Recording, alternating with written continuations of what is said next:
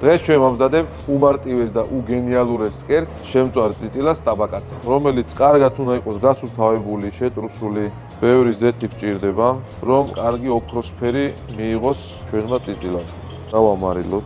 და როდესაც გაცხელდება, გავუდოთ ჩვენი წიწილა.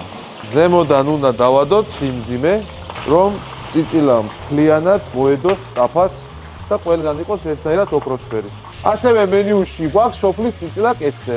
ამ კერძის მომზადებას სჭირდება დაახლოებით 9 საათი 40 წუთი. იმერული სამზარეულოს მარგალიტი. ბაჯაღლო. ნახე რა შებრაწული არის, აი. აი ხლა არის იდეალური. ამოვაჭრათ ხერხემალი. ეხლა დავუჭრათ. ეგ არის რა, აი რომ შეხედავ უკვე მადაზე მოდიხარ. თეონა. რა მაიმომე? მახლა გაიო. ჩემთვის ყველაზე კაია ახალი ტყემალი, კაი ტაბაკა, კაი ფხალეული, ხაჭაპურიც თუ იქნება იმერული. იდეალური კომბინაცია არის.